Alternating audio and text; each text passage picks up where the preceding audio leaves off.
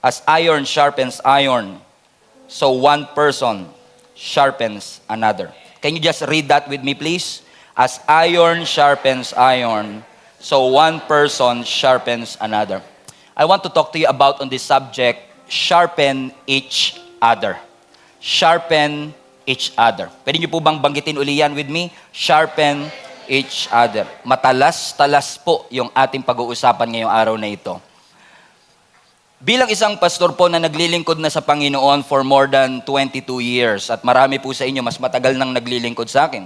Si Pastor Cliff nandito sa harap, si Pastor Paul na nandun sa gilid, and some of you mga kapatid ay mas matagal na pong naglilingkod sa akin. Pero lahat po ng mga pastors na ito at lahat ng mga Christian ng matagal would agree with me na kapag ikaw ay sumusunod sa Panginoon, meron ka talagang halaga na kailangang bayaran. There is a cost of following Jesus. Kung may cost ang pagsunod, may cost din po ang pagsuway. But we would rather pay the cost of obedience than paying the cost of disobedience. Kasi alam natin na kapag sumunod tayo sa Panginoon, merong pagpapalang kaakibat ang ating pagsunod. Sa case ko, ang naging cost ay yung akin mismong career, yung aking time, yung aking resources. At maaaring ang cost na inyong binabayaran ay yung sacrifice na pumupunta kayo dito every Sunday, yung sacrifice na nagko-commute kayo for example, o maaaring yung sacrifices na yung inyong pamilya ay dinadala ninyo sa church. Marami tayong mga sacrifice na binibigay at ginagawa kasi nais nating sumunod tayo sa ating Panginoon. Naalala ko tuloy si Matthew, yung isa sa mga alagad ng ating Panginoong Yesus na tax collector ang kanyang trabaho nung siya ay tinawag ng Panginoon. Kasi ang sabi ng scripture, itong si Matthew, habang siya ay nasa loob ng kanyang tax collector's booth. Ibig sabihin, sa 2022 translation, nasa loob siya ng kanyang opisina nung tinawag siya ng ating Panginoon. At ang sabi ng Lord sa kanya, come and follow me. At ang sabi ng scripture sa Matthew chapter 9 verse 9, immediately Matthew left his job and followed Jesus. Wala siyang dalawang isip. Hindi siya nagdalawang isip na sumunod agad sa Panginoon kahit alam niya na yung cost ng kanyang pagsunod ay yung mismong karir niya. No, I don't recommend na iwanan ninyo ang inyong career for the sake of being full-time in the ministry unless talagang tinawag kayo ng ating Panginoon. Para kay Matthew, para kay Peter, para kay James at sa lahat ng mga alagad ng ating Panginoong Yesus, they would rather get out of the crowd para maging disciple ng ating Panginoon. Pag kasi sumusunod ka sa Panginoon, dapat talaga all out ang iyong investment. Kumbaga, invested ka talaga sa pagsunod. Hindi lang 25% na pagsunod tapos 75% na disobedience. Kasi ang partial obedience is still disobedience. Do you understand mga kapatid? So ito tayo bilang mga Kristiyano, napakahalaga na tayo po kapag sumunod tayo sa Panginoon, kailangan all out at kailangan all in. 100% ibigay sa Panginoon kasi ang Diyos binigay niya all out din na kapatawaran. Hindi ka lang pinatawad ng 95% at sabi ng Lord yung 5% bahala na kayo. No, pinatawad ka ng Panginoon sa iyong kasalanan 100%. Ang impact mararanasan lang natin kapag tayo ay involved at invested sa isang bagay. Naalala niyo yung feeding of 5,000 kung saan pinakain ng Panginoon yung 15,000 people. Halos linggo-linggo. Sinasite ko yan as illustration because all of us are familiar with this story. Kung mapapansin niyo sa story ng feeding of 5,000, tatlong grupo ng tao ang nandoon. Nandun si Jesus, nandun yung crowd, nandun yung disciple. Everybody say Jesus. Crowd. Disciple. Bawat grupo, iba-iba ang investment, level of commitment. Si Jesus, siya yung nagpagaling. Siya yung nagpakain. Yung crowd, sila yung kumain. Hallelujah. Sabi mo sa katabi mo, parang ikaw topic ka, pagkain. Okay? Sila yung kumain, sila yung humingi ng pagpapagaling, sila yung nakaranas ng milagro. Yung disciples, however, sila yung ginamit na medium, na paraan, para yung miracle ay ma-distribute sa lahat. Pero ano ang difference ng crowd tsaka ng disciple? Ang difference nila, kung pag-aaralan po ninyo ang John chapter 6, makikita ninyo na pinakain sila ng Panginoon at minultiply yung 5 loaves and 2 fishes. Pero nung sinabi na ng ating Panginoon sa kanila, that unless you eat my flesh and unless you drink my blood, wala kayong parte sa kingdom ng Panginoon. Aba, ang sabi ng John chapter 6 verse 66, 666. Ang sabi ng scripture, lahat ng crowd, karamihan ay umalis. Nandun lang sila para manood ng milagro, pero wala silang balak sumunod. Nandun lang sila para manood, pero wala silang balak na sumunod. Now, hindi natin ginajudge at kinokondem ang mga crowd. Lahat tayo nagsimula sa ganung level. Na nandito tayo sa church because we want to accept and receive miracle from the Lord. Na narito ka kasi naghahanap ka marahil ng jowa, joke. At marahil naghahanap ka ng blessing at ng breakthrough sa iyong buhay. Pero gusto ko po kayong i-challenge na mag-transition tayo from being a crowd to being a disciple. From being a member to being a partner. Na ang ating iniisip ay hindi lang kung anong makukuha ko sa Panginoon, kundi ano naman ang mabibigay ko sa Kanya sa lahat ng bagay na ginawa niya sa akin. Kaya nga sabi ng psalmist, di ba, what can I render to the Lord for everything that He has done in my life? What a mature statement na sabihin ng isang Kristiyano, na Lord, alam ko masyado ka ng maraming binigay, but this time, ako naman, Lord. Gusto ko ako naman ang mag-i-invest, ako naman ang magsasacrifice, ako naman ang magbibigay. Bakit mga kapatid? Kasi gusto ng Lord na mag-level up tayo sa mindset na ano bang makukuha ko, sa ano ba ang kaya kong ibigay. And when we do that, I believe with all my heart na ang church, amen, ay mas magiging healthy place kung lahat ng tao ay willing to give rather than receive. Unfortunately, kapag tayo ay kabilang sa isang pamilya, huwag na natin pag-usapan muna ang simbahan. Sa pamilya na lang. Kami po, for example, 5 kami magkakapatid, tatay ko pastor, nanay ko asawa ng pastor, ako pastor. Yung sumunod sa akin, nasa Canada, sound engineer sa GIA Toronto. Yung pangatlo, full-time worker ng church, natin dito sa church. Parang executive leader, associate ko na din. Yung pang-apat, worship leader natin dito sa church. Yung pang-5, pinapanalangin pa natin. Joke! Yung pang-5, drummer ho natin dito sa church, yung nag-drums kanina. Pinapanalangin pa, deliverance, joke. Pero kahit kaming lahat ay naglilingkod, at lahat kami invested in God's kingdom, hindi maiiwasan ng conflict. Hindi maiiwasan because the moment you invest in something, at all out ka sa isang bagay, passionate ka sa isang bagay, hindi porket pare-pareho kayo na nagsiserve, nag-i-invest, nagmamahal sa Panginoon, ay ibig sabihin lahat ng bagay ay magiging smooth. Which made me realize na kapag ikaw ay invested sa isang pamilya, invested sa isang organization, hindi maiiwasan ng mga conflict.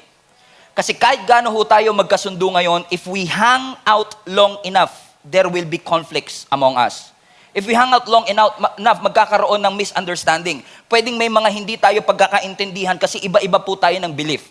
Pero ang aking pong gustong ituro sa inyo ngayong araw na ito is that kapag dumating tayo sa conflict, ang magandang mindset, paano ba ako magre-respond?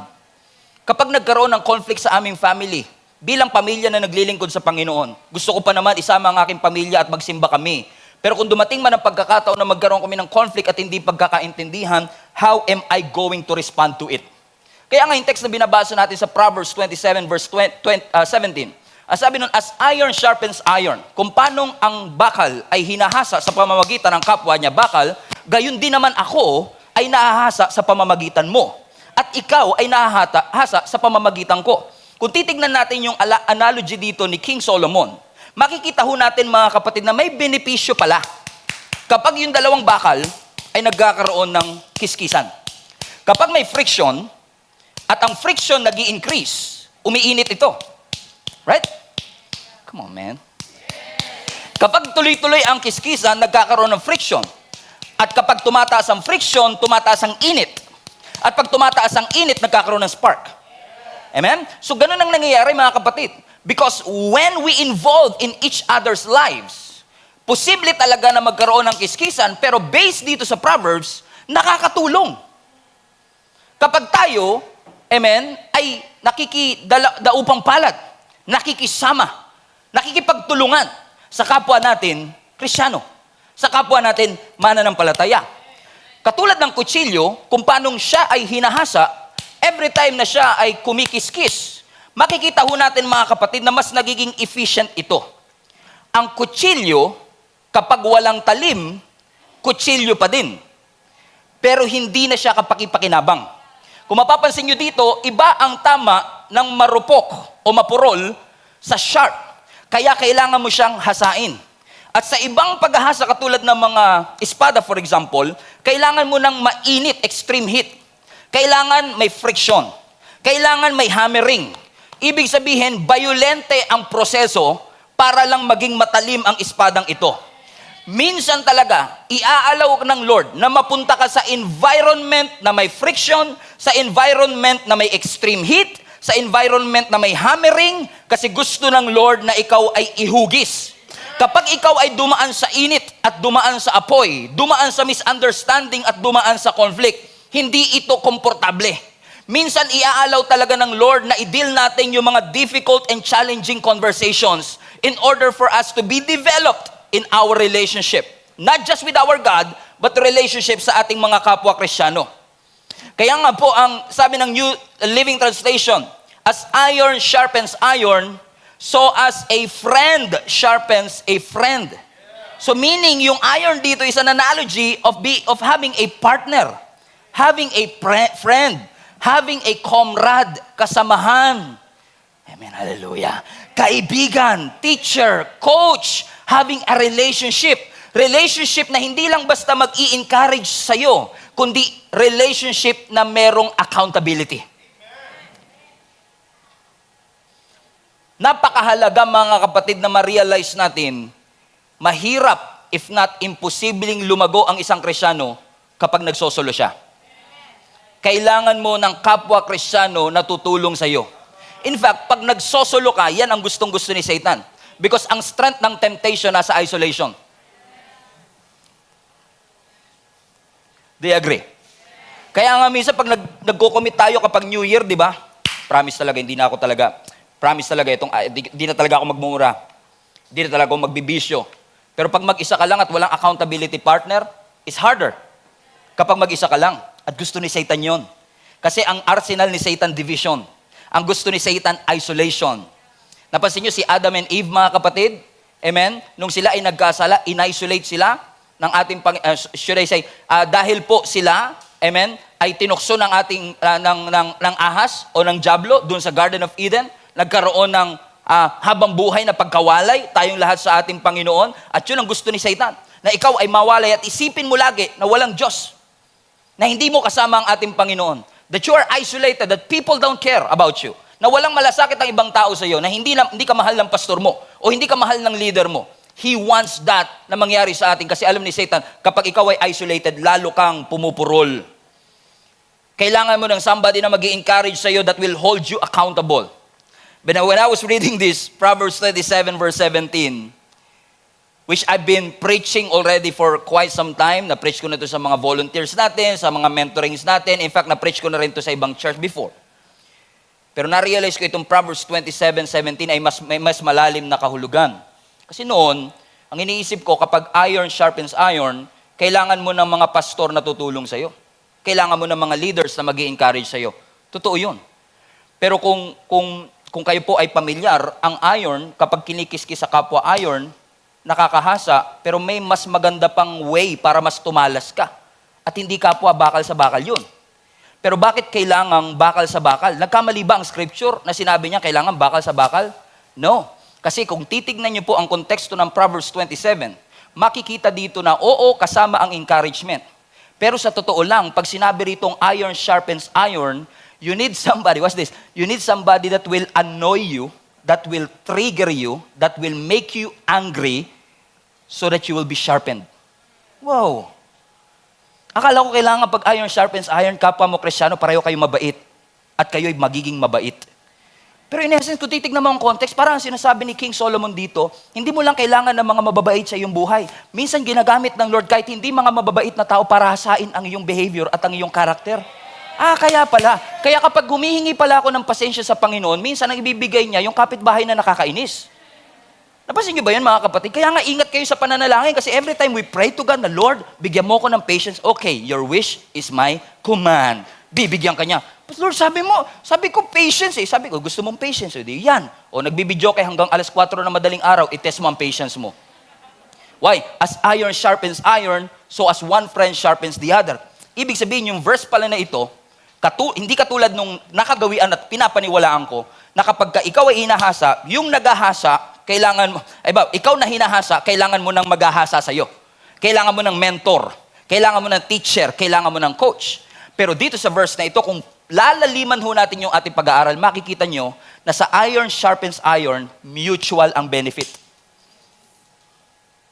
Yung naghahasa na ikinabang, yung hinahasa nakikinabang din. Ibig sabihin mga kapatid, merong mutual benefit in making others better. So when we fellowship with each other, ang benefit, hindi lang si pastor. Hindi lang din kayo ang nagbe-benefit.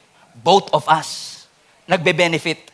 When we fellowship, when we pray together, amen, when we worship together. That's why it's very important that you come to church, in person man or online. Do your best to attend every Sunday kasi may mutual edification. May mutual benefit kapag tayo ay nagpapalakasan sa isa't isa.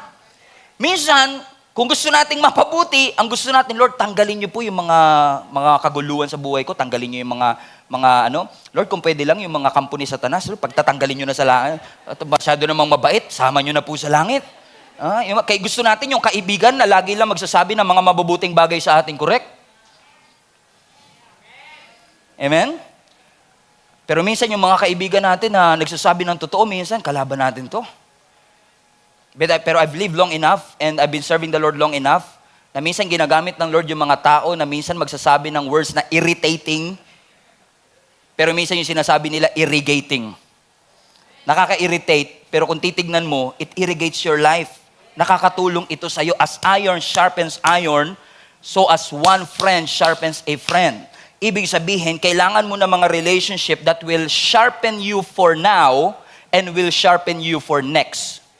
Those kinds of friends, those kinds of relationship. Bakit? May mutual benefit, may mutual advantage kapag tayo ay nagsasama-sama. Anong ibig sabihin nito? Siguro ang bottom line lang gusto sabihin ni Lord ngayon, you cannot sharpen yourself. Hindi mo kayang hasain ang iyong sarili. In Genesis, the Bible says that it's not good for a man to be alone. In the early church, kung titignan nyo kung bakit lumago ang early church, ang sabi ng scripture, they devote themselves together. They pray together. They fast together. They worship together. Lahat yan corporate activities.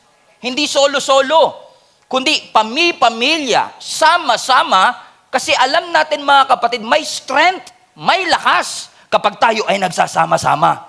Hindi mo man lagi gusto ang iyong kasama, hindi mo man gusto ang ugali ng kasama mo sa church, hindi mo gusto ang kulay ng buhok niya pag umaatin sa church, hindi mo gusto kung saan ka pinaupo ng usher ngayon. But as iron sharpens iron, so as one friend sharpens the other.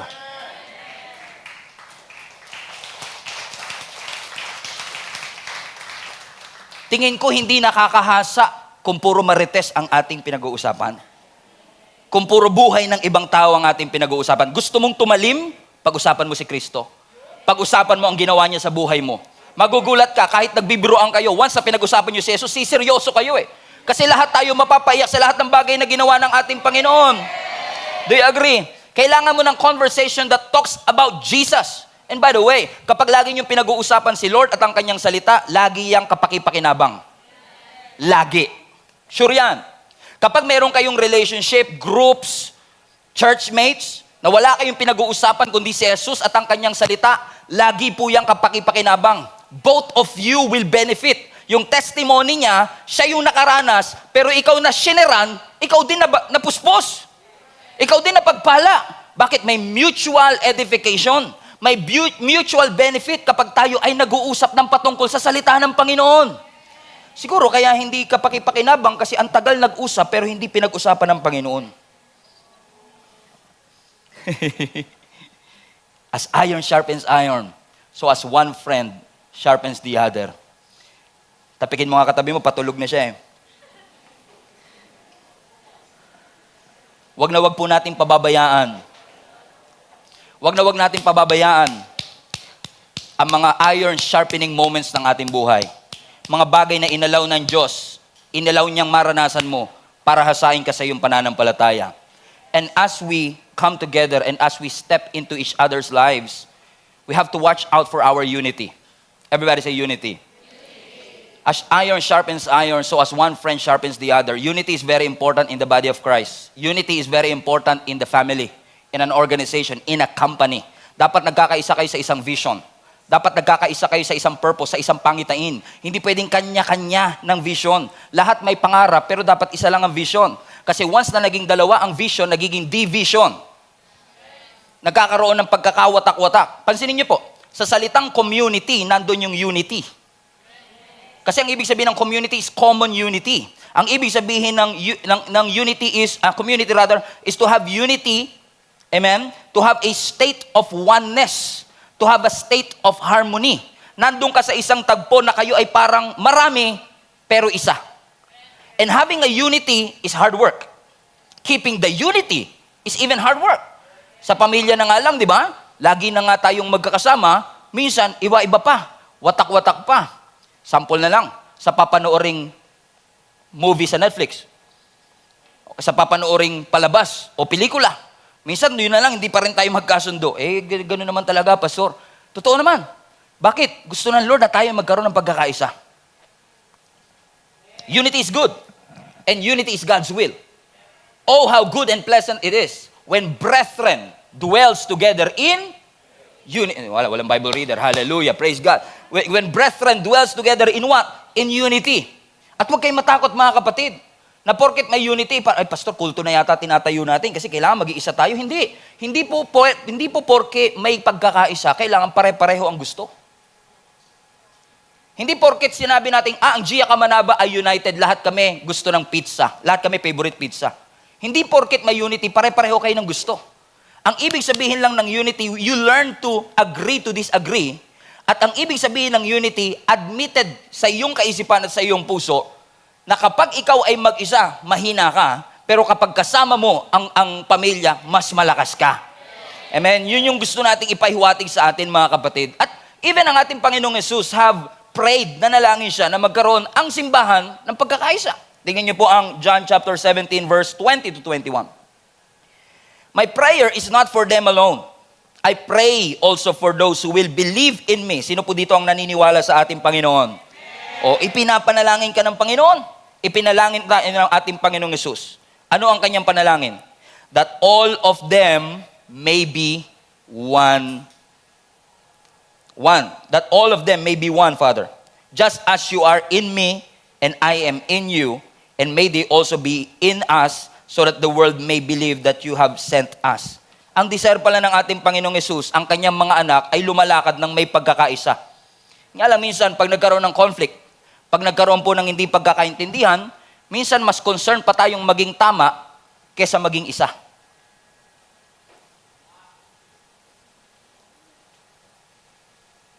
Amen? Lagi nyo itong naririnig.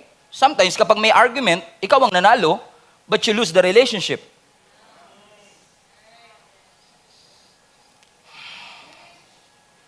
"14 years sa pagkakaibigan, nasira dahil sa halaman na natapakan." Unity and having this atmosphere and having this attitude of unity is coming together to form something bigger. Lahat po tayo may kanya-kanyang strength. Lahat po tayo ay may kanya-kanyang weakness. Taas po lahat ng kamay ng lahat ng may mga strength and weaknesses. Taas kamay, lahat ng may strength and weaknesses. Praise the Lord. Walang robot. Amen? At ang unity nagsisimula kapag na-recognize natin, mga kapatid, na mas makaka-accomplish tayo ng maraming bagay kapag magkakasama tayo. Iba-iba man ang ating mga ugali, iba-iba man po ang pagpapalaki sa atin.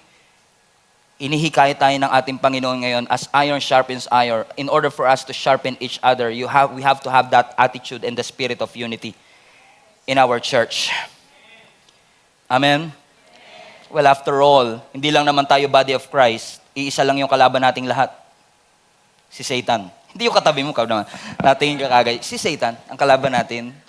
Amen? Lahat tayo, galit tayo sa ginagawa ni Satan sa ating pamilya.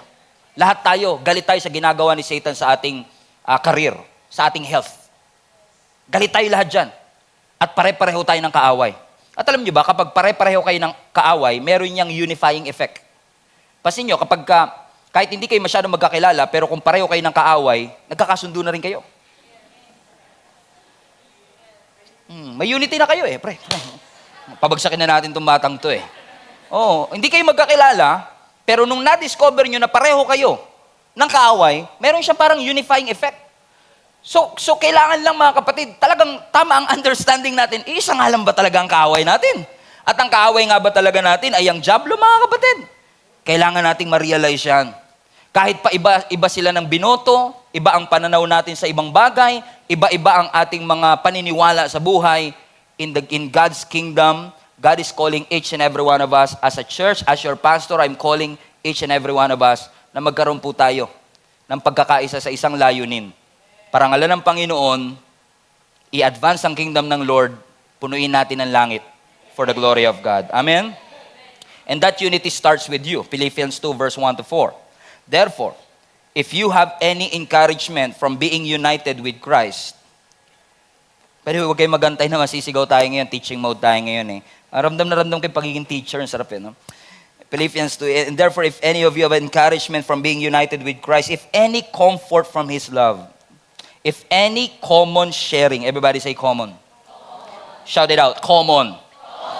Remember that, sharing in the Spirit. If any tenderness and compassion, then make my joy complete by being like-minded. Common, like-minded. Having the same love. Common, like-minded, same love. Being one in spirit and one of mind. Look at these words. Common, like-minded, same love, one spirit, one mind. It speaks about what? Relationship and love and unity with each other. Bakit importante ang pagkakaisa sa isang simbahan? Kasi tayo po ay katawan ni Kristo. Amen? Ang katawan, the body cannot survive with this unity. The body cannot survive with this harmony. Hindi pwedeng magwatak-watak. Do you agree? Sino sa inyo naniniwala na yung mata po ninyo ay maganda? Sige, taas na po. Pagbigyan na natin. Sino po sa inyo naniniwala na ang inyong mata ay maganda? Sige, taas kamay. Taas kamay. Huwag kayo mahiya. Wow. Eh, yung katabi mo naman, uy, grabe, taas ka kamay ah. Di naman ah. Grabe naman po kayo. Oh. Magkakasama, magkakapamilya tayo eh. Sa lahat po na nagtaas ng kamay at maging sa mga hindi nagtaas ng kamay, alam kong agree kayo mga kapatid, kahit gaano kaganda ang mata mo, pag dinukot natin yan at nilagay natin sa lamesa, nakakadiri pa din. Bakit nakakadiri? Nakahiwalay eh. Tama? Kahit gaano kaganda, kahit gaano kachinito. Pag dinukot mo, nilagay mo sa lamesa, nakakadiri pa din. Huwag nating tangkain na dahil sa ating galing at ganda, we can survive alone. You cannot. Nakakadiri pag mag-isa eh. Bakit? The body cannot survive. The body will cease to be body. Amen. Kapag mayroong disharmony and disunity.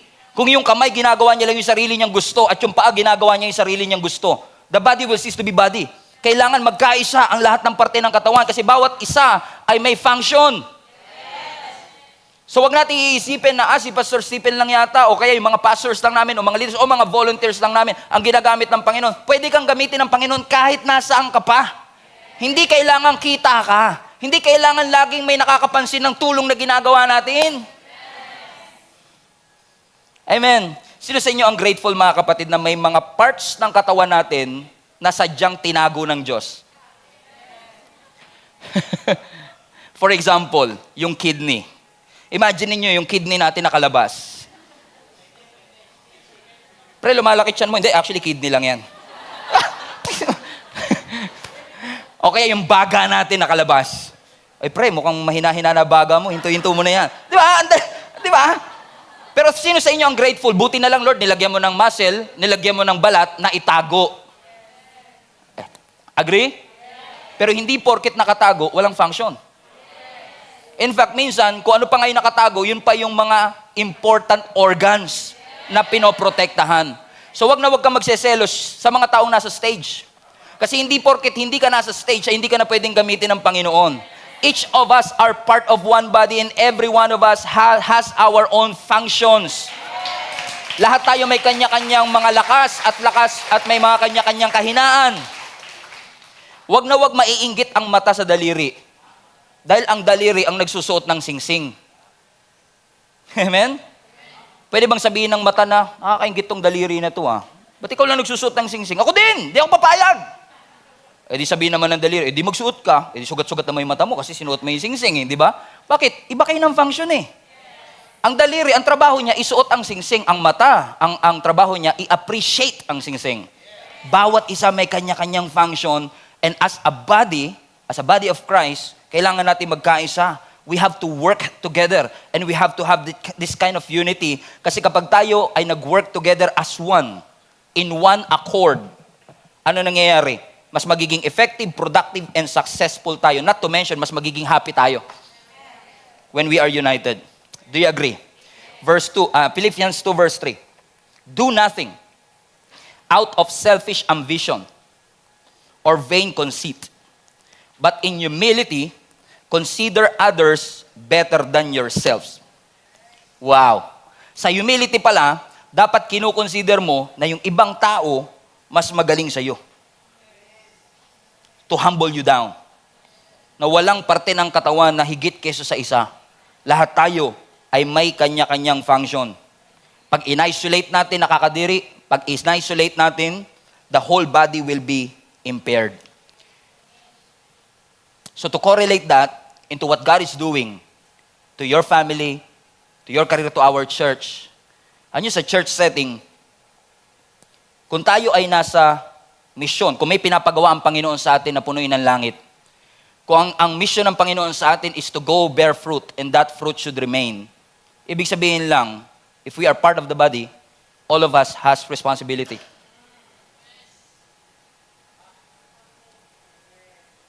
Do you agree? Kaya nga sa mga magulang, hindi ko ini-encourage na para lang maghugas ng pinggan po ang anak ninyo, kailangan yung bigyan ng 20. Bakit?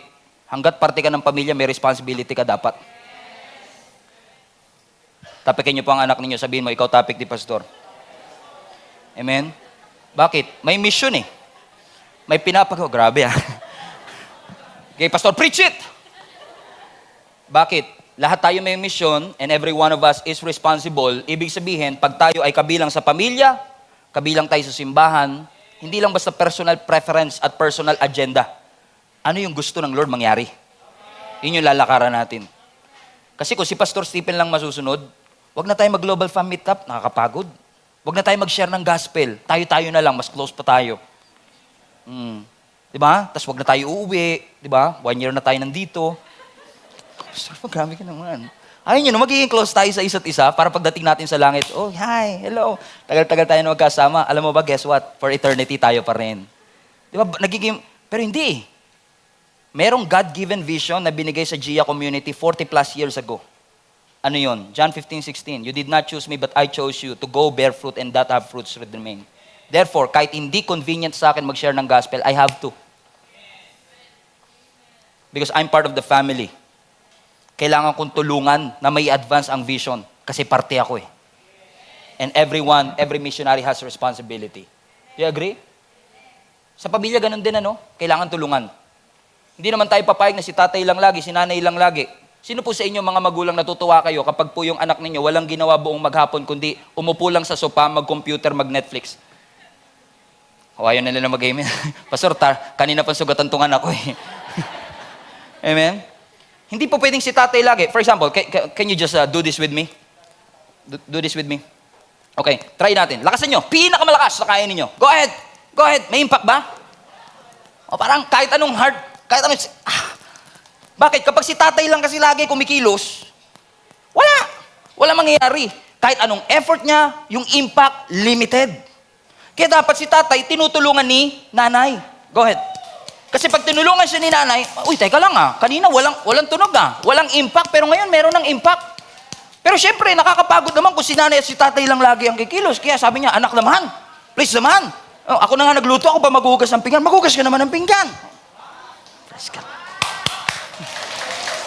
So ang gawin, si panganay, medyo mabait-bait siya, nakakati ng youth service, ng YWAB, ng singles night. Kaya sabi niya, sige, tulungan natin si nanay, nakakaawa naman. So makikita natin mga kapatid, yung kaninang walang effect, ngayon meron na. But still limited. Kasi yung pangalawang anak nakahiga pa rin sa sopa. Kaya kailangan patulungin din yan. So hindi dapat laging si pastor lang, si leader lang, ang volunteer lang. We should have a part para pagdating na lahat tayo nagtulong-tulungan, ay mayroong impact, may dating yung ating ginagawa. Ephesians 1:3 again, make every effort to keep the unity of the Spirit through the bond of peace. Alam niyo ba si Satan, hindi siya takot sa malaking simbahan. Takot si Satan sa nagkakaisang simbahan. Kasi kapag ang church ay united, unstoppable tayo. But when we argue, when we fight each other, sabi mo yung pastor, di ba? Punuin ang langit and fight your family. Hindi, fight for your family. Hindi fight your family. Nilabanan mo yung pamilya mo eh. Mali! ulit. Grow track ka ulit. Amen? Punuin ang langit, let us fight for our family. We don't fight our family. Hindi natin sila nilalabanan. Amen? Gagamitin ni Satan ang lahat ng lahat ng mga wounds, unresolved issue, unresolved pain para magkaroon ng foothold sa atin. And we will not allow Satan to do that for us. Kasi gusto natin isa tayo with one accord. And last as I close is accountability. We have to watch out that somebody is watching your back. Napakahalaga na meron pong nagmamatsyag sa'yo. May mga taong nandyan para hindi lang i-encourage ka, kundi para paalalahanan kang mali na yata iyan, kapatid. Mas maganda yata kung ito ang ating ginagawa. 1 Thessalonians 5:14. We urge you, brothers, admonish the idle, encourage the faint-hearted, help the weak, everybody read, and be patient with them all. In fact, even Apostle Paul are saying that let our lives lovingly express the truth. Napakahalaga na may mga taong magsasabi ng katotohanan. Hindi mo kailangan ng mga taong kaya ka lang bulahin. Kailangan mo ng mga taong kayang sabihin ang totoo sa iyo. Meron silang honesty, merong integrity. Because as a Christian, ito lagi ko po sinasabi talaga, sa lahat ng mga talent manager at naghahanap po ng mga artista, sa simbahan kayo maghanap. Maraming artistahin sa church. Hindi sa itsura actually, kundi magaling magpanggap at umarte na okay lang sila kahit hindi. Pag tinanong mo, kamusta ka na? I'm blessed and highly favored. Okay na okay po ako. Malakas po ako. Okay po kami. No one bothers to say, I need guidance. I need somebody to talk to. I need somebody that will help me get through what I am going through.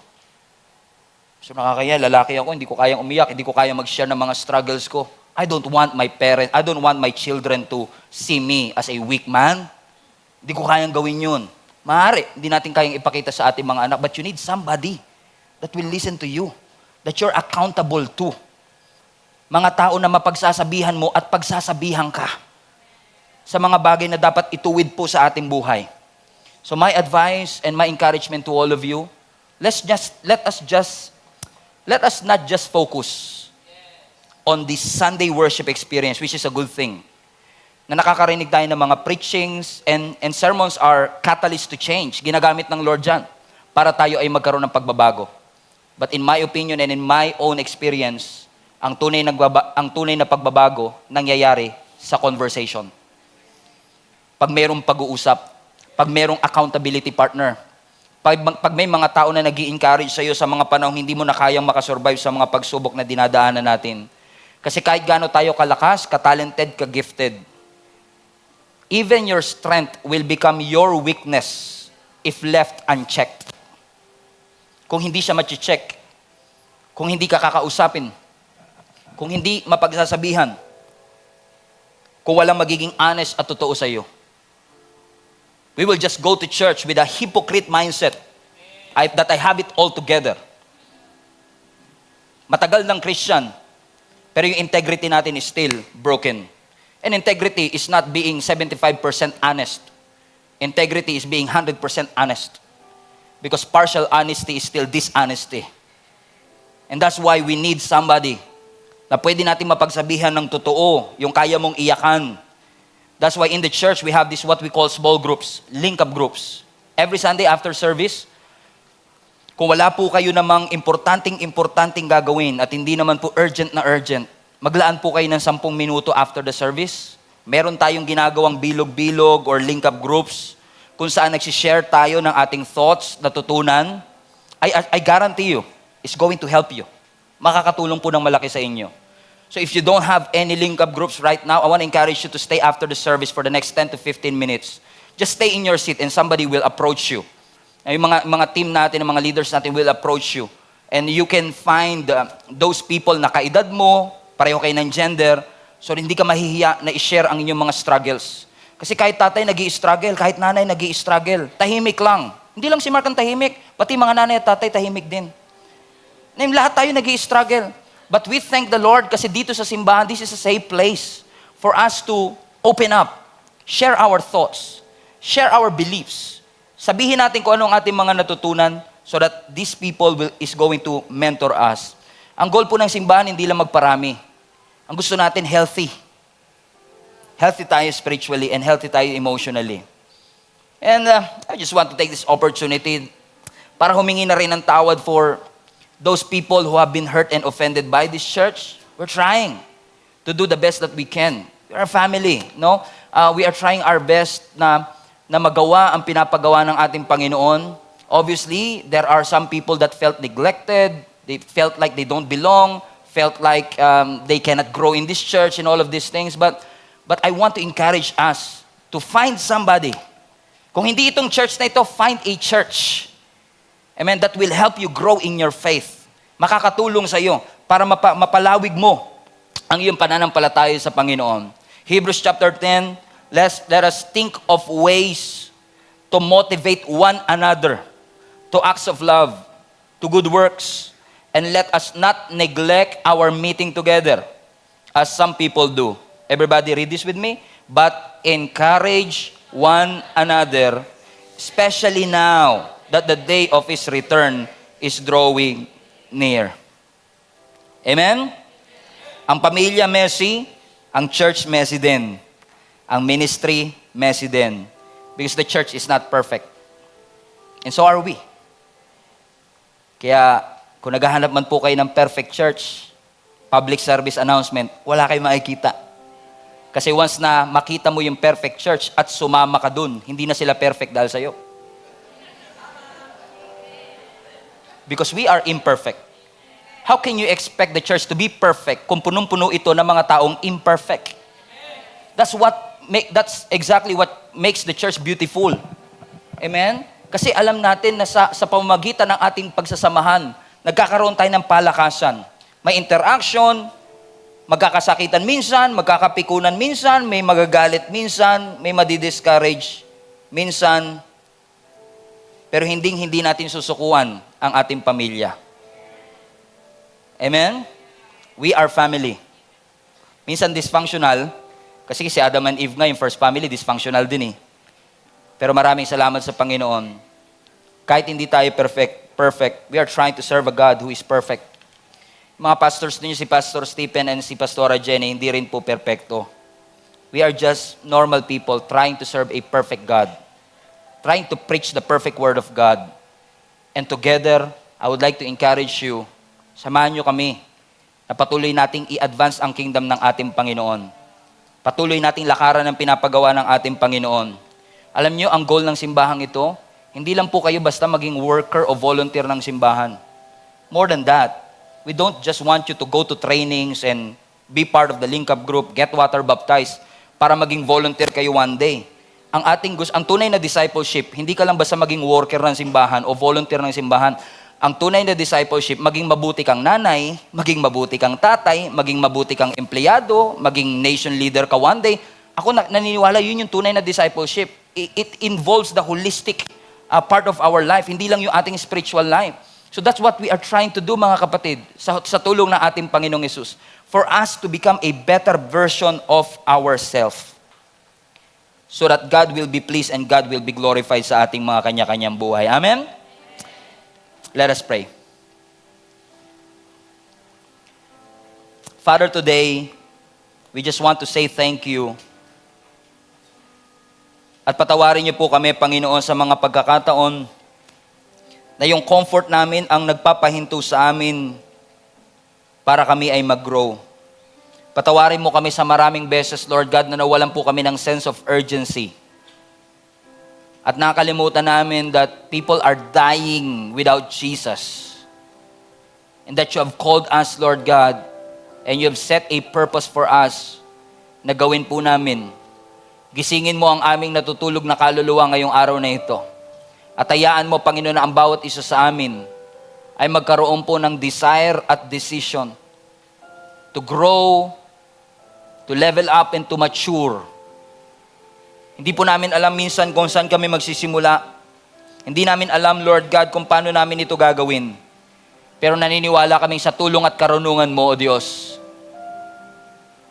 Sa tulong ng aming mga kasama sa simbahan, sa tulong ng aming mga leaders, sa tulong po ng aming mga pamilya. Lord, ang aking panalangin, magawa po namin ang lahat ng bagay na gusto mong ipagawa sa amin. Lahat ng may purpose, Lord God, sa kanyang mga kumpanya, sa kanyang mga negosyo nila, sa kanyang mga endeavors nila sa buhay, ang aking dalangin, O Diyos, ang bawat isa ay patuloy mong hipuin right now. Right where they are. Even those who are joining us online, God. Hipuin niyo po sila right where they are right now. Yung aming puso na malamig, pagningasin mo, Panginoon. At ang apoy na meron sa aming puso, ang magtulak sa amin, Lord God, para gawin ang pinapagawa niyo po sa amin. It's time for us to wake up. It's time for us, Lord God, to do what you have called us to do. We don't want to waste more time, Panginoon, kasi alam namin, the time of your return is coming soon. All glory belongs to you for everything that you have done and for everything that you are going to do. Maraming salamat po, O Diyos. Ito po ang aming panalangin sa matamis na pangalan ng aming Panginoong Yesus. Ang lahat ng anak ng Diyos ay magsabi ng Amen. Hi Guava Family! Maraming salamat na natapos po ninyong panoorin ang video na ito. Bago lamang po tayo pumunta sa ating next video, ay nais ko pong personal na imbitahan kayong suportahan ang gawaing ito financially. Kung kayo po ay napagpala ng isa o ilan man sa mga videos na inyo pong napanood at nais po ninyong pagpatuloy natin na abutin ang mas maraming tao, na punuin natin ang langit and continue to fight for our family. Kung ikaw po ay hinihipo ng Panginoon para abutin at tulungan din po ang ibang tao at maipagpatuloy po natin ang pagpapalaganap ng gawain ng ating Panginoon, nais ko pong imbitahan kayong suportahan ng ministry ito financially. You can do that by going through our website, gscmnb.com/give, at lahat po ng mga ways that you can give through GCash, through bank transfer, to remittances, or through online transfer. Lahat po yan ay pwede nyong magawa at lahat po ng accounts ay naka-flash po at nakalagay doon sa website na ito. Marami pong salamat sa inyo. Naniniwala po tayong givers are blessed, at kung tayo po ay nagtatapat at tayo po ay ginagamit ng Panginoon para pagpalain ng iba, sabi nga ng Bible, those who refresh others will be refreshed as well. So marami pong salamat sa inyo at ako po ay naliligayahan na nakaabot po tayo dito. Pagpalain po kayo ng Panginoon, and once again, punuin natin ang langit. God bless you. 14, I want you to listen to the text para magkaroon tayo ng foundation sa discussion natin about Judges chapter 13. Ready? Again, the Israelites did evil in the Lord's sight. So the Lord handed them over to the Philistines, who oppressed them for 40 years. 40 years, bear that in mind. In those days, a man named Manoah from the tribe of Dan lived in the town of Zorah. His wife was unable to become pregnant, and they had no children. So the angel of the Lord appeared to her. Nagpakita ang angel sa kanya at sabi, "You are barren and childless." What an introduction. "But you are going to become pregnant and give birth to a son. Now see to it that you drink no wine or other fermented drink, and that you do not eat anything unclean. You will become pregnant and have a son whose head is never to be touched by a razor, because the boy is to be a Nazirite." Everybody say Nazirite. So ang condition, magkakaroon baog ang nanay ng batang ito, at nagpakita ang angel sa kanya para sabihin siya ay bibigyan ng anak, pero itong batang ito ay Nazirite, ibig sabihin ibinukod. At may mga certain restriction, hindi daw pwedeng uminom ng alak, hindi rin pwedeng gupitan ng kanilang buhok. He will take, ano ang purpose ng batang ito? He will take the lead in delivering Israel from the hands of the Philistines. So ang purpose ng batang ito, siya yung magdi-deliver mula sa captivity ng mga Israelites sa mga Philistines papunta sa paglaya. So nung ipinanganak ang batang ito, jump tayo sa verse 24. When her son was born, she named him Samson. And the Lord blessed Samson as he grew up. And the Lord blessed Samson as he grew up, and the spirit of the Lord began to stir him while he lived in Mahanidan, which is located between the towns of Zorah and Eshtaol.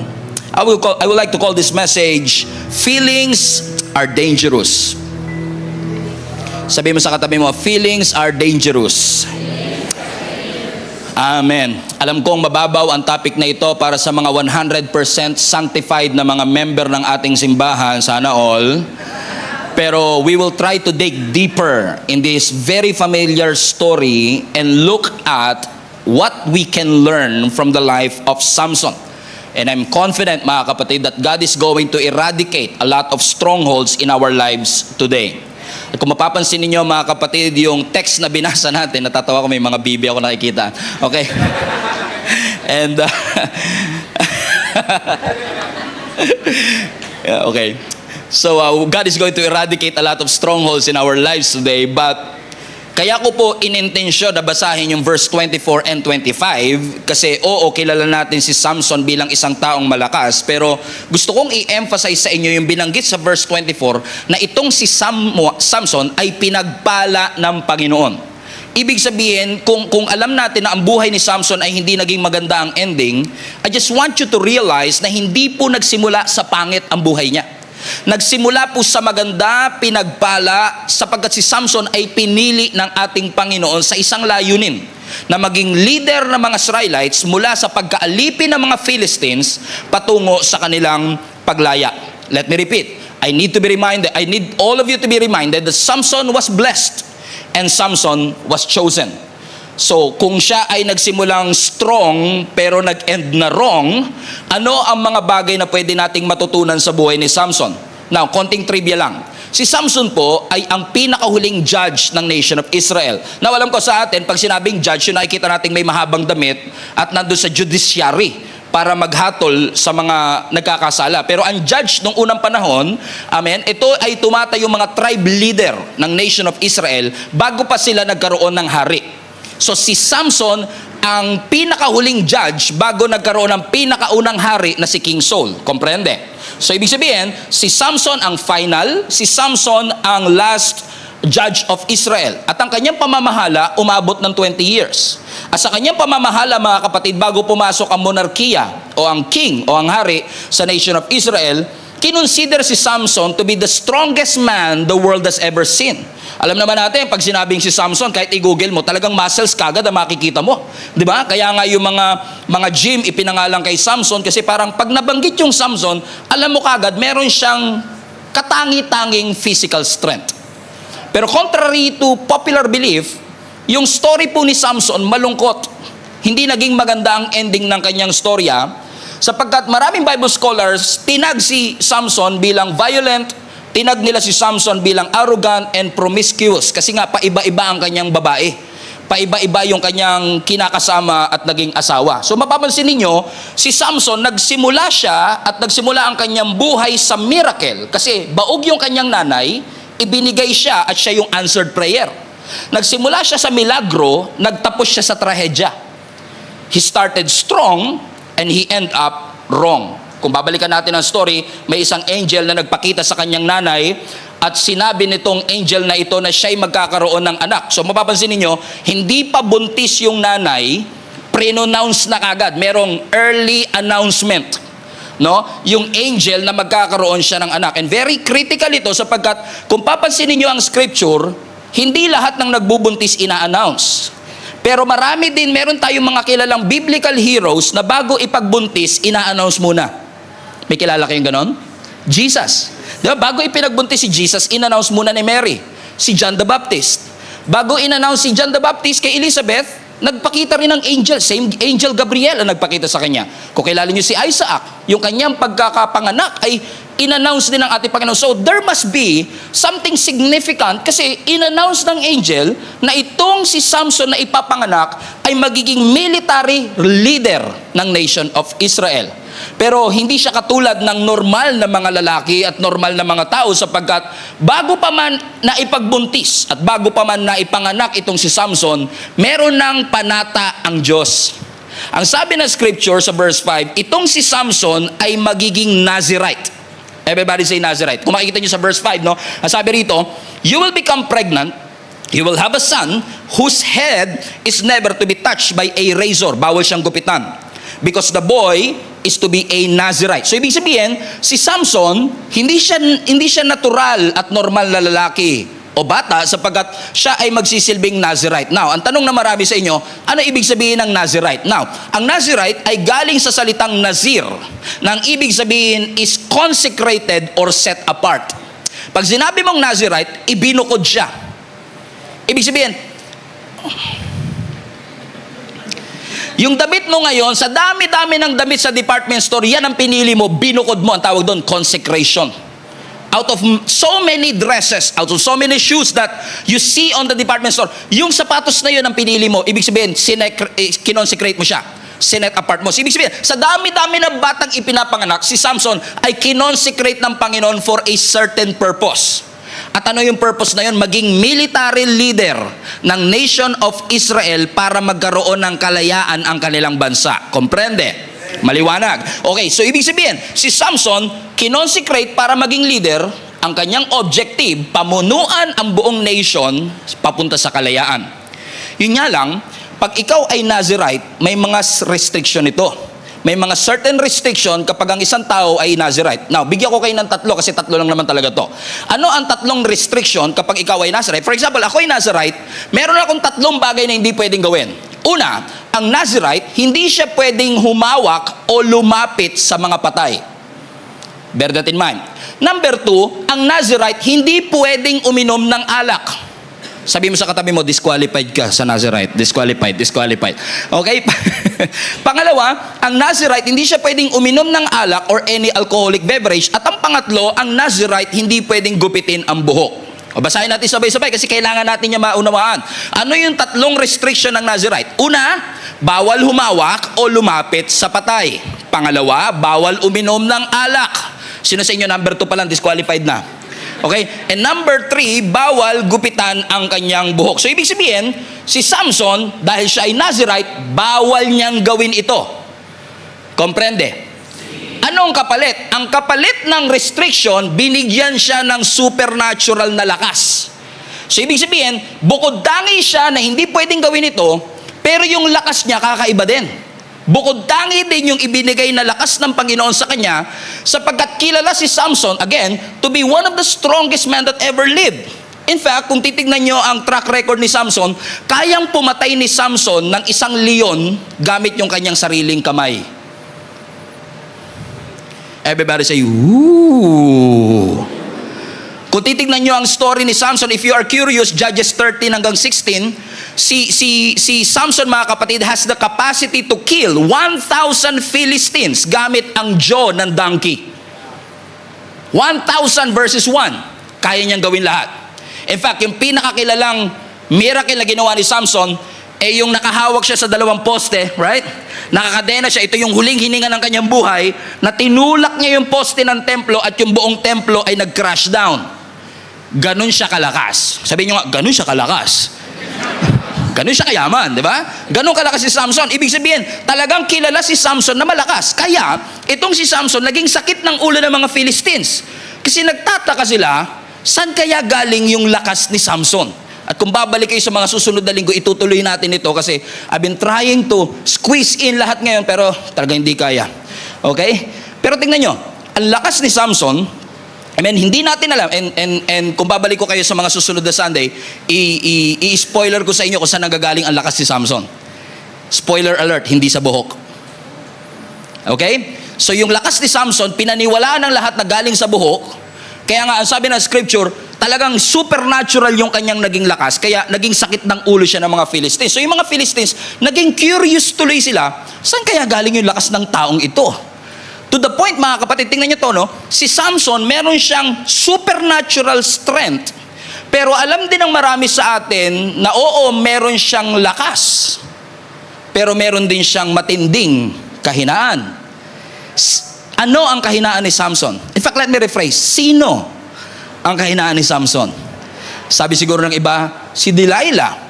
Pero totoo, mga kapatid. Kasi, oo, si Samson, kung lalaban sa mga lalaki, kahit 1,000 pa kayo kaya niyang patayin, Pero pagdating sa babae, isa pa lang, bagsak na kagad. Sabi mo nga sa katabi mo, parang ikaw ang topic ngayon. Amen? In fact, kung titingnan nyo ang history, walang makadefeat kay Samson, kaya yung mga Philistines ngayon, naging creative sila. Siguro sabi nila, teka lang, ang dami na nating pinasugod na lalaki, hindi siya matalo, subukan naman natin yung babae. So sinubukan nila ngayon na babae, kaya po si Delilah ay produkto ng kanilang strategiya. So yung 5 leaders ng mga Philistines, nag-gather sila, sabi nila, saan ba nanggagaling ang lakas ni Samson? Okay, ganito gawin natin, magbayad tayo ng babae, aakitin siya para malaman yung kanyang lakas. So kasi trinay na nila lahat ng strategy, trinay na nila lahat ng manly strategy, pero yung pala bumagsak si Samson saan? Sa babae. Now I find this fascinating sapagkat kung titignan niyo po ang kabuuan ng storya, although si Samson ang tinalaga ng Panginoon para ilabas ang mga Israelites sa pag-aalipin ng mga Philistines, because ang mga Israelites have been a slave for so many times. Ilang beses silang naalipin, Babylon, Philistines, Egyptians. Pero itong nangyari sa kanila sa Philistines ang isa sa pinakamahaba nilang oppression. Amen? Kasi kung nakaalala niyo yung verse 1, 40 years silang naging alipin ng mga taga-Philistines. Pero alam niyo, ang sabi ng scripture, si Samson ay pinili para siya sana ang maglalabas doon sa pagkaalipin. Pero kung titignan niyo yung buod ng story at yung kabuuan ng story ni Samson, hindi niya natapos yung pinapagawa ng Lord. Ibig sabihin, namatay si Samson na hindi sila lumaya sa mga Philistines. Question, sino ang tumapos ng trabaho na sinimula ni Samson? Alam niyo kung sino? Si David. Saan tinapos ni David yung oppression? Nung tinalo ni David yung isang Philistine na si Goliath. Amen? Tignan nyo, sinimula ni Samson, tinapos ni David. Si Samson ang merong assignment na maging leader para lumabas sila sa nation o sa pagkaalipin, pero hindi natapos ni Samson yung kanyang trabaho sapagkat imbis na sumunod siya sa Panginoon, sumuway siya sa ating Panginoon. Sinong tumapos uli? Si David. Lagyan natin ng konting similarity yung dalawang ito. Si Samson tsaka si David parehong soldier. Pareho silang sundalo. Si Samson tsaka si David parehong leader. Si Samson tsaka si David parehong deliverer ng kanilang country. Pero ano ang kanilang pagkakaiba? Si David, in majority of his life, sumunod sa Panginoon. Si Samson, in majority of his life, hindi siya sumunod sa ating Panginoon. Si Samson, judge. Si David, king. Si Samson may military might. Si David meron ding military might. Si Samson mahina sa babae. Si David, amen, bumagsak din sa babae. Tignan nyo, si Samson judge, si David king, pero either judge or king, kasama ang kanilang mga military might. Kaya nilang pumatay ng mga tao. Kaya nilang makapagtagumpay sa isang gera, pero hindi nila napagtagumpayan yung last. Pareho sila. Kaya nilang mapagtagumpayan ang anumang gerang hinarap nila, pero pagdating dun sa kanilang last, sa idolatry, hindi nila ito napagtagumpayan. Ulitin ko lang, si Samson, kaya niyang pumatay ng isang leon gamit ang kanyang kamay.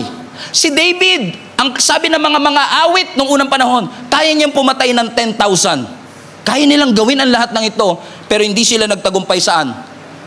Amen? Kaya nilang magtagumpay sa biggest enemy of their life, but they cannot defeat the enemy inside of them. Yung last. Doon sila bumagsak. Ano sinasabi ng Panginoon sa bawat isa sa atin, mga kapatid? Ang sinasabi ng Lord sa atin, kahit gaano katindi ang iyong military might, kung wala ang Panginoon, hindi natin madidefeat yung mas matinding oppressor, yung kasalanan. Kahit na ikaw ang pinakamalakas katulad ni Samson, kahit ikaw ay pinaka-talented katulad ni David, kahit makuha mo ang napakaraming opportunity sa buhay, kung wala ang kamay ng Panginoon sa atin, hindi po tayo makakapagtagumpay. In fact, kung ginamit lang ni Samson yung lakas niya para sa kaluwalhatian ng Panginoon, na-serve niya ang purpose niya. Pero imbis na gamitin niya yung kanyang lakas para sa Panginoon, ginamit niya para ma-impress ang mga kababaihan. Hindi niya na-realize na sa kanyang sunod-sunod na pagsuway, nawawala na pala unti-unti ang anointing at kamay ng Panginoon sa kanya. Hindi ko alam kung sino kinakausap ng Panginoon dito, na marami sa ating confident pa rin tayo kasi palagay natin may anointing pa rin ang ating ginagawa, pero baka hindi natin namamalayan na unti-unti nang nawawala yung gigil, yung gilas, yung bangis ng ating paglilingkod sa ating Panginoon, at nakakatakot pong isipin na iniisip natin kasama natin ang ating Panginoon only to find out na paggising mo isang umaga, magugulat ka na lang, wala na pala sa iyo ang kamay ng ating Panginoon. At iisipin nating iniwan tayo ng Panginoon, pero ang totoo tayo ang umiwan sa Kanya. Na hindi ka na kasing excited ng katulad ng dati, wala nang goosebumps na katulad ng dati, hindi ka na kasing passionate ng katulad ng dati. The Word of God doesn't move you anymore. The Word of God bores you right now. The Word of God seems like something that wala na dating sa iyo ang salita ng ating Panginoon. At kung tayo ay magiging manhid sa salita ng ating Panginoon at magiging manhid sa pinapagawa ng ating Panginoon, that is a dangerous path. It is a recipe for a disaster. Gini-give up mo ang giftings mo dahil nawala na sa iyo. Hindi mo na malaya na wala na sa iyo yung kamay ng ating Panginoon. In fact, mga kapatid, kaya ko ito pinopoint out kasi ang mga Israelites have been in captivity for how many years again? 40. Sa Philistines, 40. Alam niyo mga kapatid kung anong unique sa story na ito? Hindi katulad sa Egyptians. Ang unique sa story na ito, for 40 years, hindi sila nag-pray sa Panginoon na palayain sila ng Diyos. They've never prayed for deliverance for 40 years. Alam niyo kung bakit? Naging komportable na sila sa bondage. Naging komportable na sila, nasanay na sila, na-normalize na nila na yung buhay na ito, yung pagiging alipin namin ng mga Philistines, could be, ito na siguro ang plano ng Panginoon sa atin. They gave up fighting for their freedom. Hindi na nila ipinaglaban ang kanilang kalayaan at nasanay na sila. At yung sanang magliligtas sa kanila, na ang pangalan ay Samson, hindi rin na iba. Sapat gumawa rin ng mali, kasi malayo siya sa ating Panginoon. Sabi mo sa katabi mo, fasten your seatbelt, papunta na si pastor sa'yo. At makikita nyo mga kapatid, yung mga bagay na ginawa ni Samson na ito yung binabanggit ko, kaya nagawa ni Samson ito kasi it only reflects his real position to the Lord. Ang isang taong malapit talaga sa ating Panginoon, halata mo sa kanyang sinasabi, halata mo sa kanyang salita. Pero yung behavior natin mga kapatid reflects our position. It could be that some of us are succeeding sa ating buhay, succeeding sa ating mga career, succeeding sa lahat ng ating ginagawa, but failing in our relationship with our God. You might be full but not fulfilled. Makakabili ka ng relo pero hindi ka makakabili ng oras. Makakabili ka ng kama pero hindi ka makakabili ng tulog. Gusto ko lang i-remind ka kapatid na may mga bagay na ino-offer ang mundo na kayang ibigay ng Diyos, pero may ino-offer ang Diyos na hindi kayang ibigay ng mundong ito. Amen? Purihin ang Diyos. Amen? Bakit parang katabi mo topic natin ngayon? So, kung si Samson bumagsak, magkaroon tayo ng autopsy. Tignan natin, ano ang naging ugat ng pagbagsak ni Samson. Binanggitan natin yung Judges chapter 13. Let's go to Judges chapter 14. Punta tayo sa verse 1. Ito ang naging beginning ng pagbagsak ni Samson kasi ang alam ng maraming tao, alam ng maraming Christian, ang naging pagbagsak ni Samson si Delilah. Pero si Delilah is just the tip of the iceberg. Nagsimula ito all the way to Judges chapter 14. Ang sabi ng verse 1, one day, when Samson was in Timnah, one of the Philistine women caught his eye. Hindi ito si Delilah. Kasi si Samson, may asawa siya before si Delilah. Amen? So, itong si Samson, nung pumunta siya sa Timnah, merong isang Philistine woman. Red flag. Amen? Walang masama sa woman. Ang masama, yung Philistine woman. Ano sabi ng scripture? Yung babaeng ito, he caught his eye. Verse 2. So when he returned home, he told his father and mother. Excited siya. Mom and dad, a young Philistine woman in Timnah caught my eye. I love her. I want to marry her. Watch this.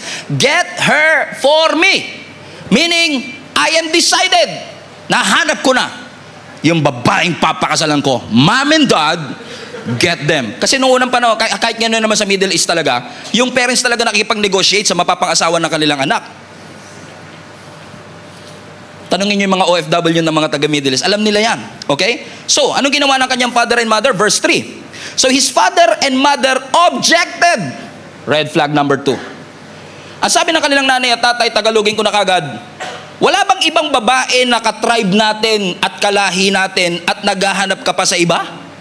Bakit ka pa pupunta sa mga paganong Filisteo para maghanap na mapapangasawa? Basa sa huli. But Samson told his father, get her for me, for she looks good to me. Here you go. Here you go. So merong natipuan itong si Samson, taga-Timna, Philistine woman. Type na type niya, nabighani ang kanyang mata. Kaya sabi niya sa tatay niya, Mom and Dad, alam ko na, nahanap ko na ang aking mapapangasawa. Sure na talaga ako na siya na talaga to. Ang sabi ng tatay at nanay niya, sino? Taga-Timna po. Bakit taga-Timna pa? Wala ba tayong mahanap dito na taga... Now, sa atin kasi, hindi naman masama na makapangasawa ka ng foreigner. Kung afam talaga niloob ng Lord sa'yo, wala tayong magagawa dyan. Pero hindi sinasabi ng Lord na huwag kang mag-aasawa ng foreigner. This is not an interracial issue. This is an interfaith issue. Kasi yung mga pagans na ito, they are serving a false God. Ayaw ng Diyos na makapang-asawa sila ng mga taong hindi sumasamba sa parehong Diyos. So alam niyang bawal yun. Kaya sabi ng tatay niya, wala ka bang ibang mahanap? Pero ano sabi ng verse 4 ulit sa dulong-dulo? Kunin mo siya because she looks good to me. Ulitin natin. Ang sabi ng nanay at tatay niya, wala na bang iba? Pero ang sabi ni Samson, siya ang gusto ko. So in essence, si Samson, dinisrespect niya yung kanyang magulang, hindi niya vinalue yung opinion ng kanyang mga magulang, hindi siya nakinig sa kanyang mga magulang. Ask me why. Bakit hindi nakinig si Samson? Kasi si Samson ay controlled ng kanyang feelings. Amen? Akala ni Samson, love at first sight. Akala ni Samson, love at first sight, pero ang totoo, lust at first sight. Let me prove that to you. Bakit? Ano ang sabi ng scripture? Hindi niya naman kilala tong babaeng ito. Nabighani lang siya sa ganda. He was starstruck with her beauty. Judgmental ka naman, pastor. Hindi, verse 2. Ano sabi ng verse 2? A young Philistine woman in Timna caught my eye. Hindi niya kilala. Nabihag lang yung kanyang mata. Sabi mo sa katabi mo, delikado talaga yung mga mata na yan. Kung saan nakakatingin. Hindi mo makokontrol ang unang tingin, pero yung pangalawang tingin, alam mo na yan. Ano pa sabi ng verse 3? Verse 3, but Samson told his father, get her for me, for she looks good to me. Alam niyo ba kung bakit bumagsak si Adan at Eva? Kasi yung prutas looks good. Here you go again. Bumagsak na naman because pakiramdam nila ito. Pero hindi porket it looks good, it is good for your heart. It is good for your soul. Hindi porket maganda sa paningin, maganda sa kaluluwa. Hindi porket maganda sa paningin, maganda sa ating spiritual journey. It feels great. Di ba pasin nyo, no? May kilala kayo, kasi perfect kayo, hindi nangyari ito, no? May mga kilala ba kayo na talagang sobrang in love nila, na talagang lumulutang sila sa alapab, that it feels great. Talagang ramdam na ramdam nila yung pag-ibig. Pero hindi porket it feels great, kalooban ng Panginoon. Hindi porket masaya tayo, kalooban ng ating Panginoon. Let me repeat, they were not allowed to marry a citizen of other nation. In fact, I dig deeper. Alam niyo ba yung salitang Timna? Yung salitang Timna, pag kinonvert mo, i-translate mo, is actually the word forbidden. Forbidden na eh. Sinabi pa ng mga magulang, bawal, hindi ka pa pwede maghanap. Pero dahil masyado si Samson in love na kanyang may kilala ba kayong ganun, mga kapatid? Na sinabihan na ng nanay, sinabihan na ng tatay, sinabihan na ng mga kaibigan, pero dahil masyadong in love, sabi nila, wala akong ginagawang masama. Suportahan nyo na lang kung anong gusto. Gusto kong lumaya.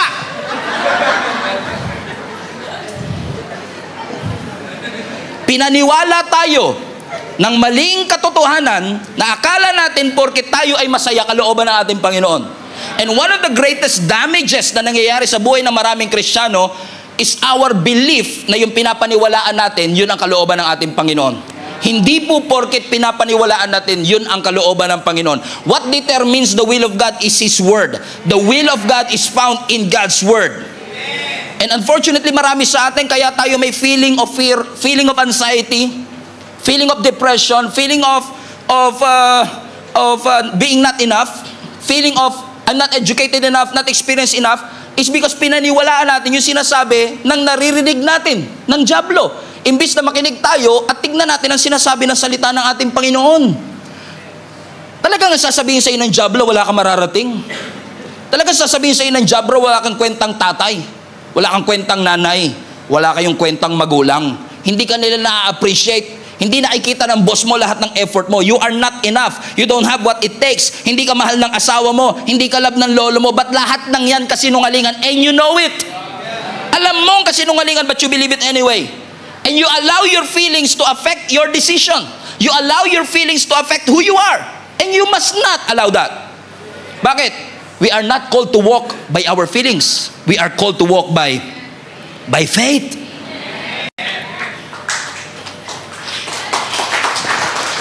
And instead of controlling our emotions, we allow the emotions to control us. Feelings are dangerous. You know why? Because feelings can change. Feelings are misleading. Feelings will make you overlook the red flags. Sunod-sunod na yung red flags, hindi mo makita kasi masyado kang in love. Ang sabi ng mundo, follow your heart. Never sinabi ng scripture na follow your heart. Ang sabi ng scripture, follow the Lord, not your heart. Kasi ang puso natin misleading. Ang puso natin dadalhin tayo sa kapahamakan. Pero ang salita ng Panginoon dadalhin tayo sa kabutihan. At lahat ng mga nanay, sumigaw ng amen.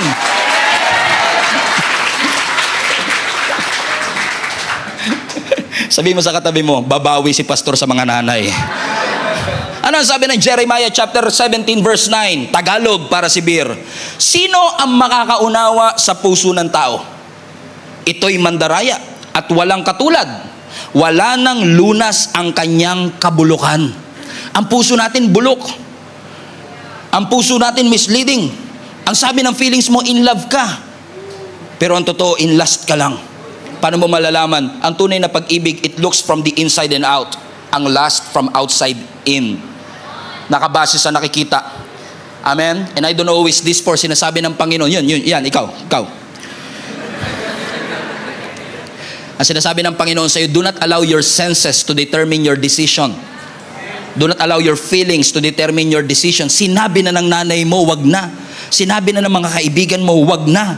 Ang sabi ng mga mahal mo sa buhay, mali yan. Ang sabi mo naman, alam ko, ito ang tama. Come on now. Sabi mo sa katabi mo, ikaw talaga topic ngayon. Amen? Tingnan mo, si Samson, sinabihan ba siya ng nanay at tatay niya? Ilang beses. Pero nakinig ba siya? Hindi. Alam niyo, na-discover ko, kaya mahirap kay Samson na mag-decide na wag ipursu yung hindi pinapapursu kasi decided na siya. And I've counseled a lot of people, even those who are living in sin. Pero alam mo, ang pinakamahirap kumbinsihin, yung mga desidido na. Kumbinsido silang malaya sila. Kumbinsido silang masaya sila. Na hindi nila namamalayan, kaya lang sila masaya kasi bago pa yung counsel, bago pa yung babala, nakapag-decide na sila, ito na talaga gusto ko. We are not called to obey what feels right. We are called to obey what is right. What is the right thing to do? Tingnan mo verse 3. But Samson told his father, get her for me. Tingnan nyo, pinapakuha na ni Samson yung babae. Ibig sabihin talagang sigurado na talaga siya. Ito na talaga yung gusto niya. Amen? Kaya siya nakapag-decide. At lahat ng kanyang mga, by the way, lahat ng mga mangyayari sa buhay ni Samson ay may kinalaman sa desisyon na ito. And lagi mong tatandaan mga kapatid na lahat ng mga disiplina mo sa buhay, nakaakibat yan, nakaangkla yan sa mga desisyon mo sa buhay. Kapag nagdesisyon kang magpapayat, nagdesisyon ka na ayusin ang iyong buhay, kapag nagdesisyon ka na sumunod sa Panginoon, lahat ng disiplina gagawin mo para ma-accomplish yung desisyon mo. Pero kung hindi ka magde-decide, for example, na sumunod kay Lord, edi yung disiplina mo, nakadepende dun sa desisyon mo.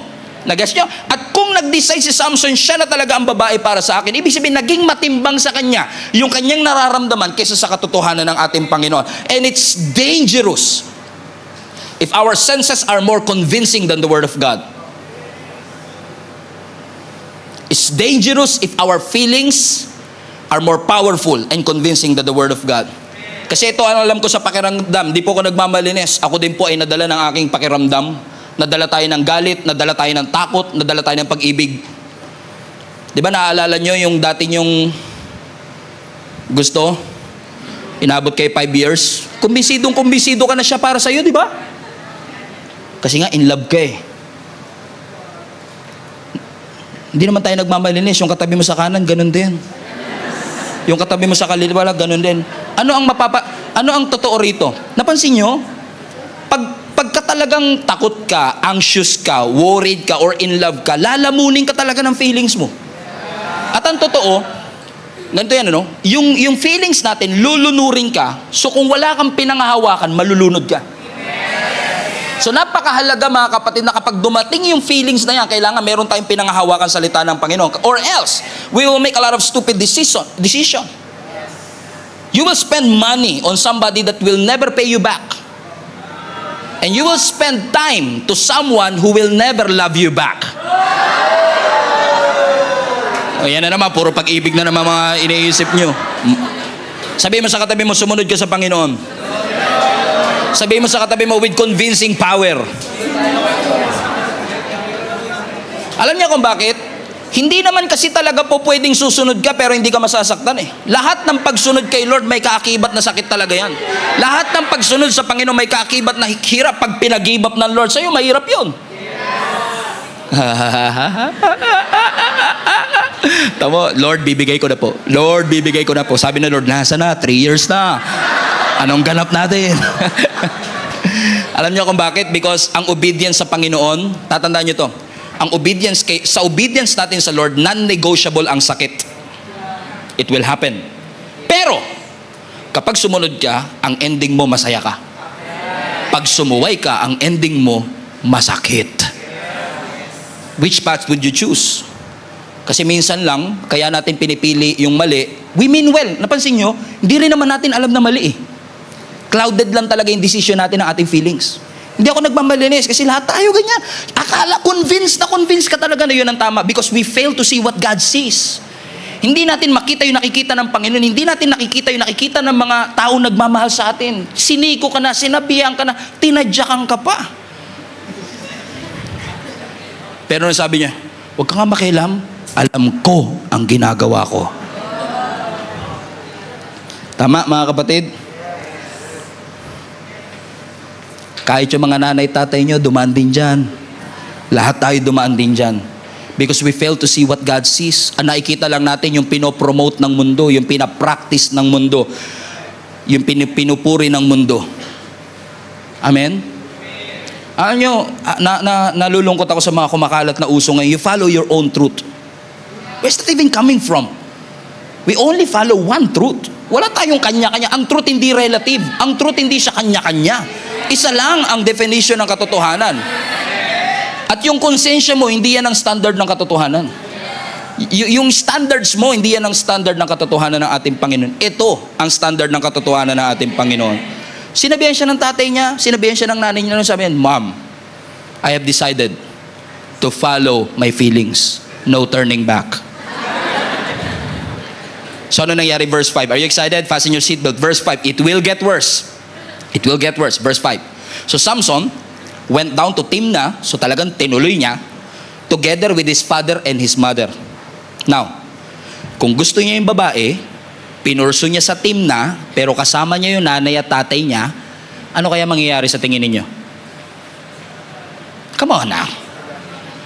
Come on now. Pupuntahan niya yung babae, sasama niya yung tatay at nanay niya, ano kayang gagawin nila?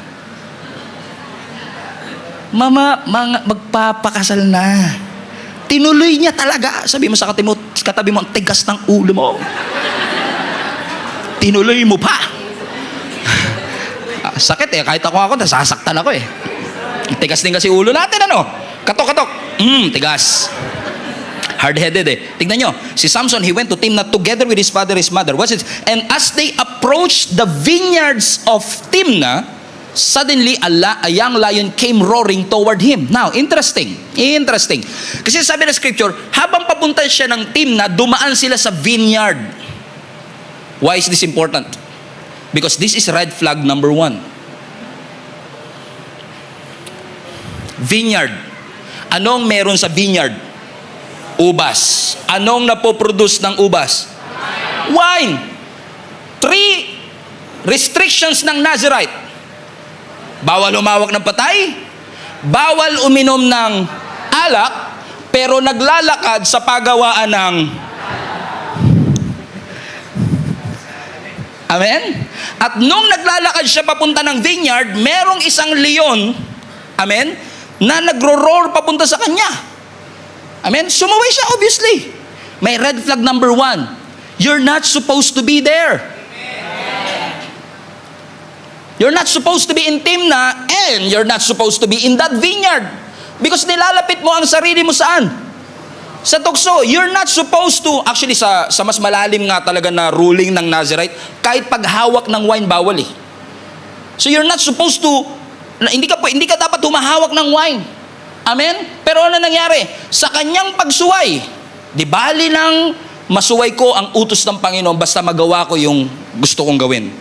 Okay, mag-alala, hindi po kayo to. Huwag kayong masasakta kasi hindi kayo to. Taga-ibang church to. Okay? Sa kagustuhan niya na masunod ang kanyang nararamdaman, willing siyang maglakad sa edge, pumunta sa temptable situation. May kilala kayong ganyan? Si David, naalala niya? Di ba si David? Kaya niya nakita si Bathsheba na nagtitake a bath kasi he was not supposed to be there in the first place. He was supposed to be in the battlefield, pero pinili niya na magstay sa bahay. He was at the wrong place, at the wrong time. And what happened? David fell.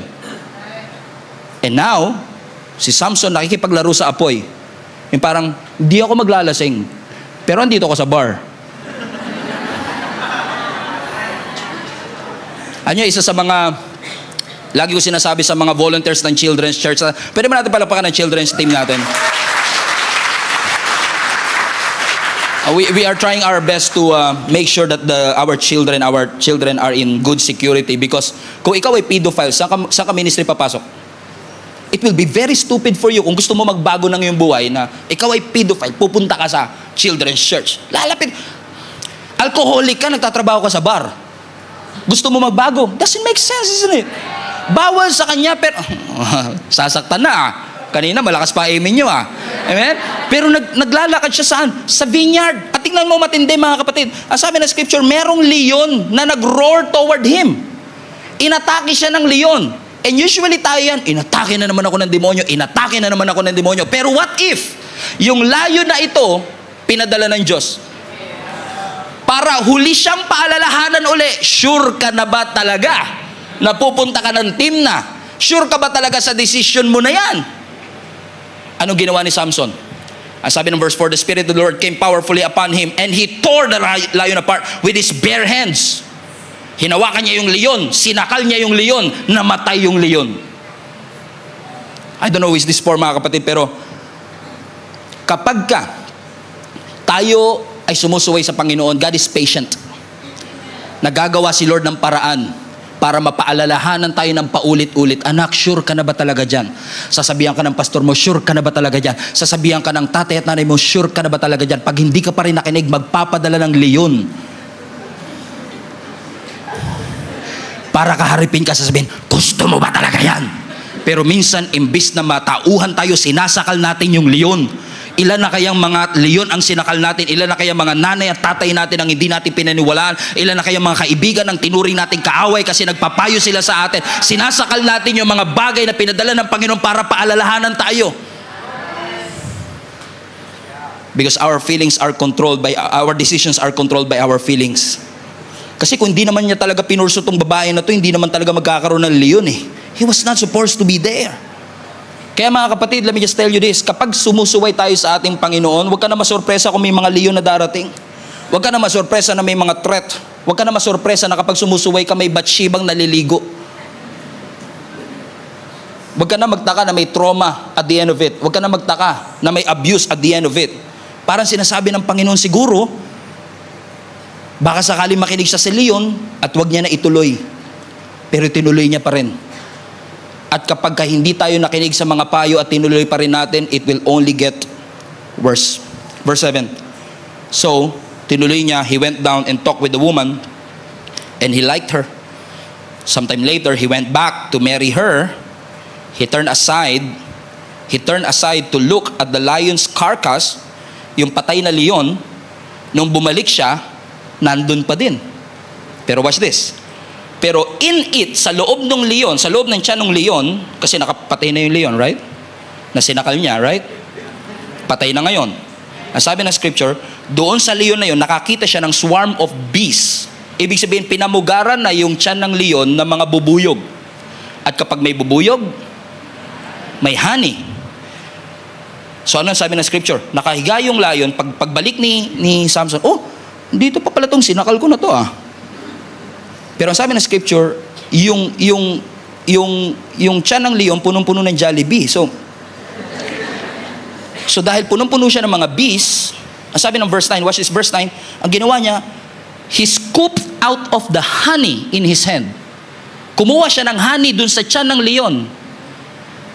Ano sabi ng scripture, kinain niya habang naglalakad siya. Ginawa niya snack bite.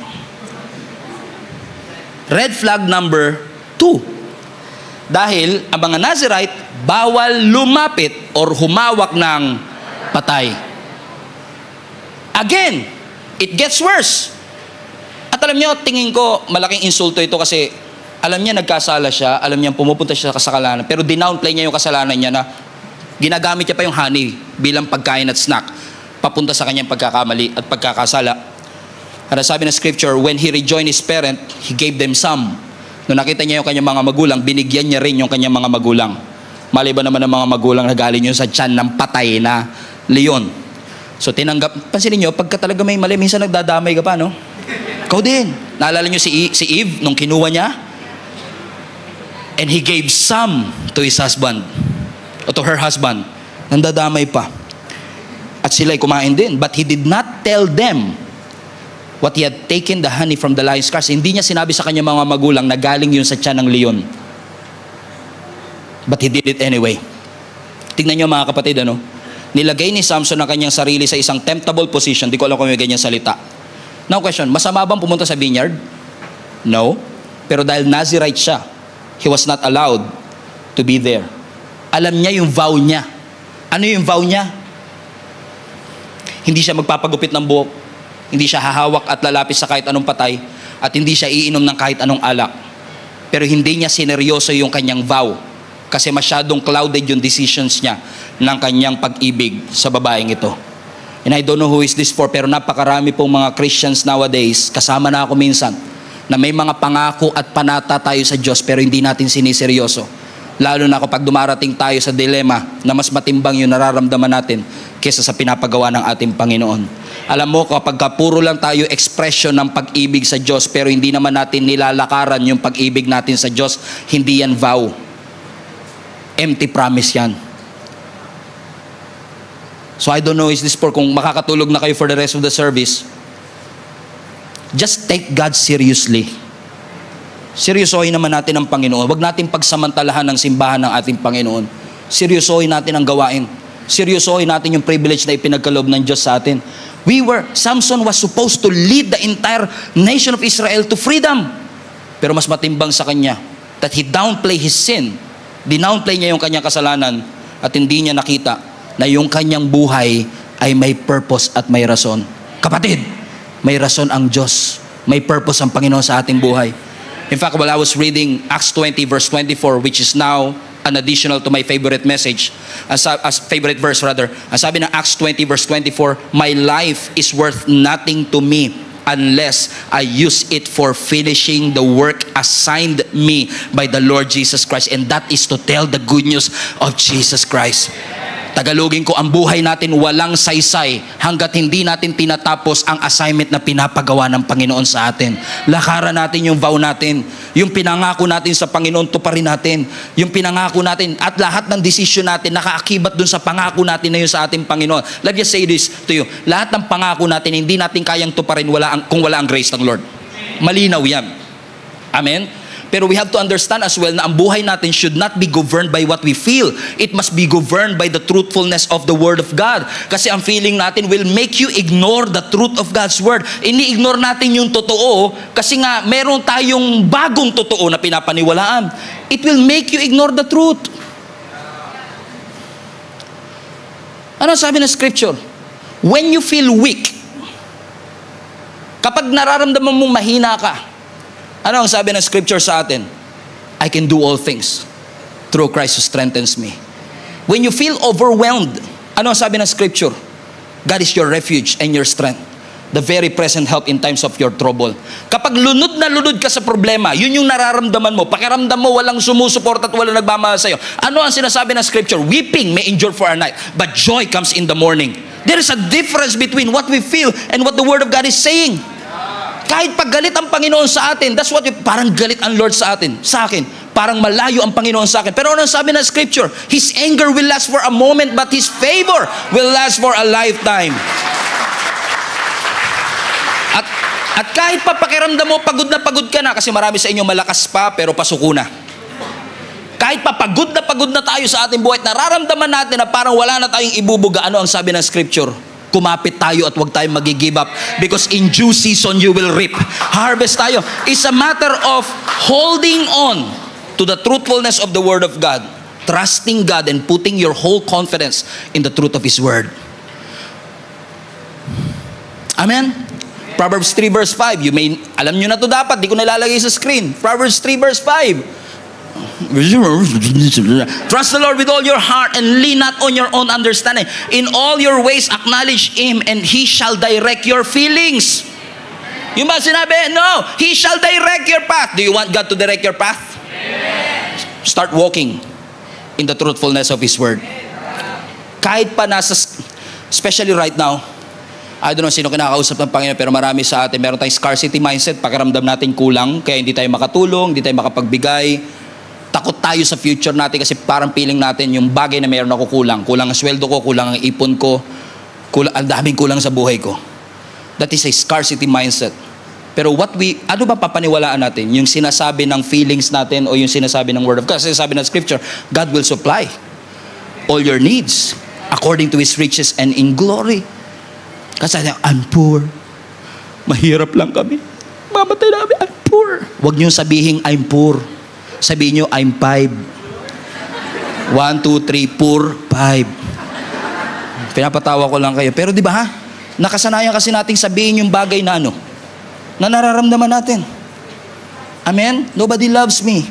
Nobody appreciates me. But always hold on to the truthfulness of the Word of God. We need to wise up, church.